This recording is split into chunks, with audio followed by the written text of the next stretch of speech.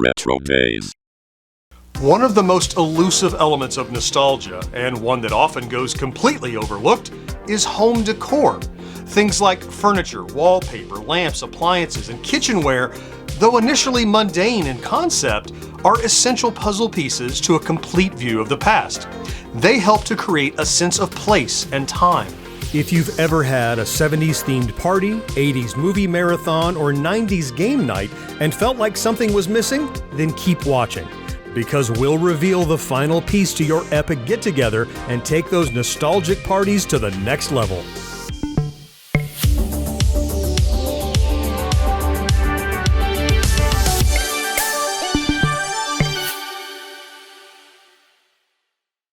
Only the most resolute of event planners are likely to purchase old furniture to flesh out their parties, but if you have the funding, you'd be surprised how the right couch or chairs can transform a space, acting like the flux capacitor in your personal time machine.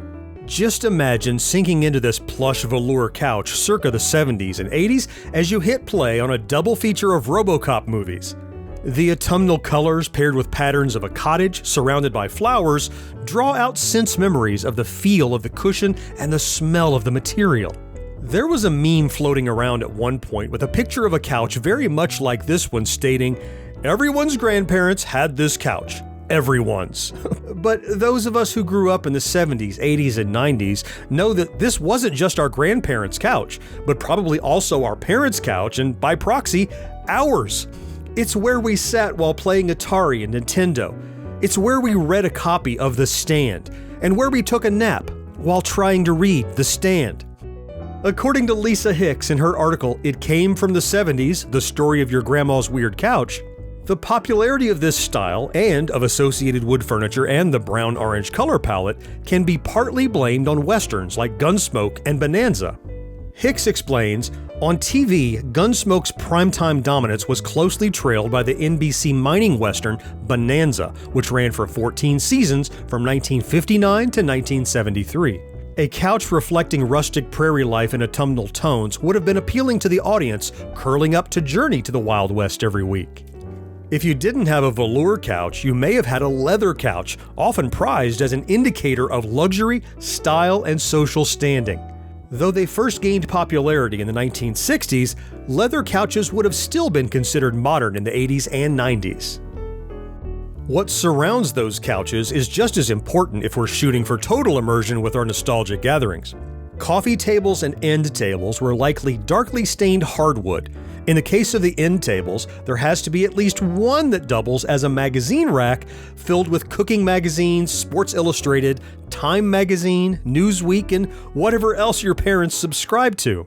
The magazines weren't for reading, mind you. Once they were plopped into the rack, they'd stay there like decorations for months and years, mainly displayed to show visitors how cultured your family was. The magazines you actually read were probably in the bathroom. Of course, as you're the one in charge now, you can fill this wooden beast of burden with all your favorites like Nintendo Power, Rolling Stone, and Wizard. Another table-like addition to many households were TV trays. Unsurprisingly, TV trays came into fashion in the early 1950s after the advent of televisions in the late 40s, though lap trays existed as early as the 1930s. The first commercials for a TV tray aired in 1952, followed by the first frozen dinners from Swanson in 1954. And so the casual living room feast, shared with the likes of Lucille Ball and Milton Berle, was born.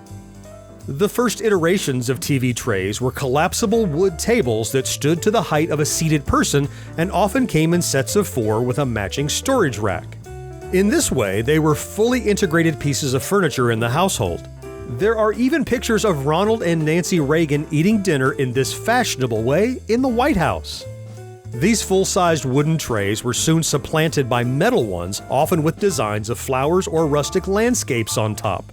They also began to shrink into tabletop or lap trays with shorter legs.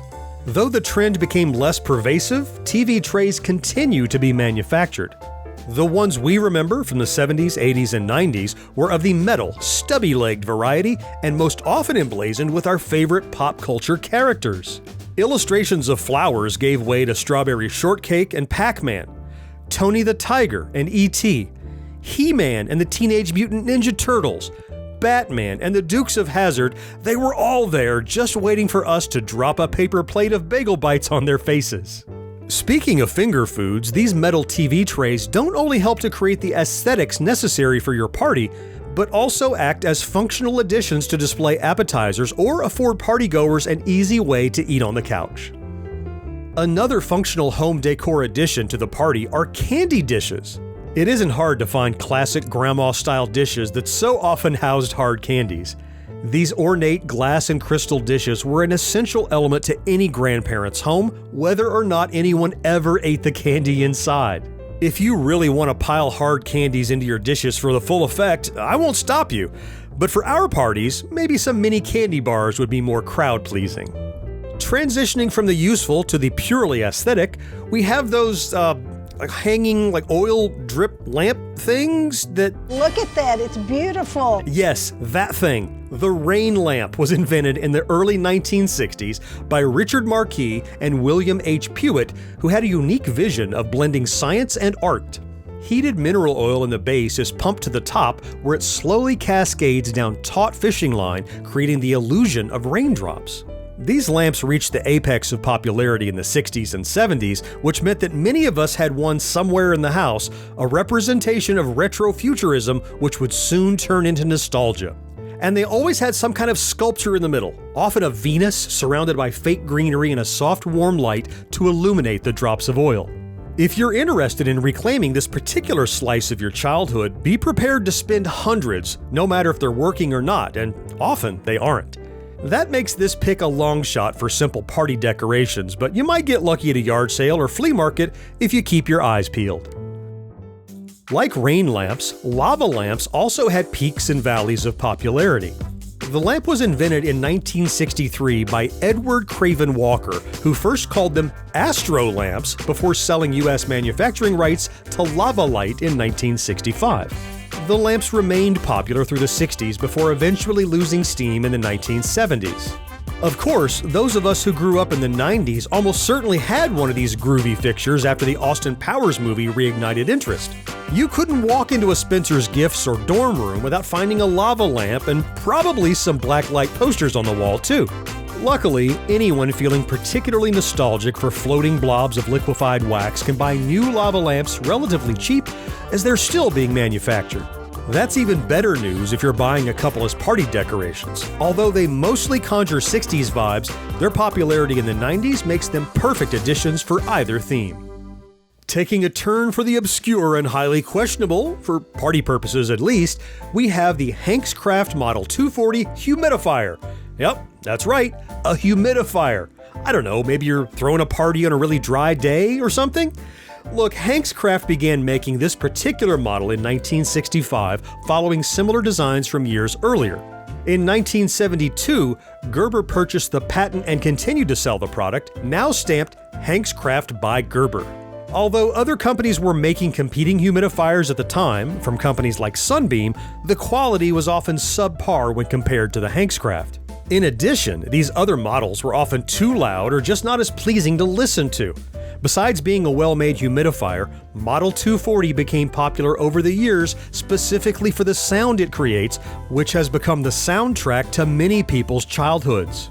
In her article Hanks Craft, Melissa Mark explains, "I have a multitude of childhood memories of studying, reading, laughing, drawing, sleeping, eating, and even socializing within a 5-foot radius of one of these beauties. The vaporizer is great as a sleep aid, but it's not just the noise that I crave, it's the cool mist too.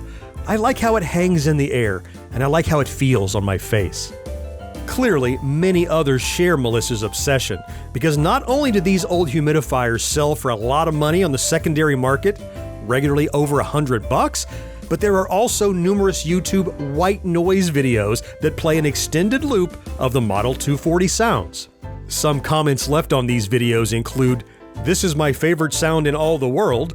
I thought I was the only human on the face of the earth that loved to sleep with this sound. Thankfully I was wrong," and "Pure heaven."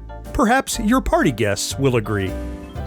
Slide projectors go back to the 17th century with the lantern slide or Laterna Magica, which used slides that were hand-painted. The types of slide projectors we'd be more familiar with first began production in 1930 by Kodak. They rose in popularity in the 50s as home entertainment as well as being used for educational and business purposes. The most common type was the carousel projector, which Kodak introduced in 1965. Though they remained popular through the 80s and are even still produced today, not many families owned a slide projector due to the high cost. Of course, some of us had them, and our parents probably used it to organize vacation and holiday photos to show off at family events. Otherwise, we may have experienced the slide projector in academic settings as teachers fumbled with slides for lesson plans as we giggled in the dark room at the ineptitude of adults. For our party, we can set the projector to automatic on the far side of the room and let it progress through a series of old photos of arcades, malls, and any other retro environment you want to highlight during your gathering.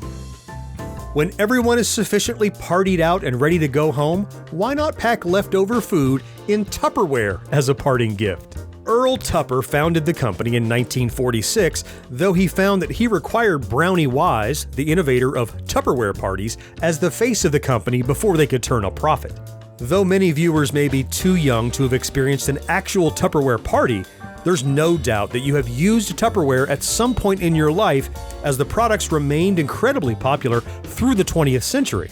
Unfortunately, the company's shares hit an all-time low in 2023, marking a questionable future for this iconic brand. Rounding out our list of home decor perfect for your nostalgia-themed party with Tupperware was probably a bridge too far for some, but we do love tossing controversial items on our list, as longtime viewers know all too well. Longtime viewers also know what I'm about to say next. What are some of your favorite pieces of nostalgic home decor? Which obvious items did we miss completely? I would love to hear about it down in the comments, and if you enjoy our content, please consider liking this video, subscribing to the channel, and maybe even activating that ubiquitous notification bell. It really does make a huge difference. Let's meet again next week to celebrate yesteryear right here on RetroDaze. Clicky clicky.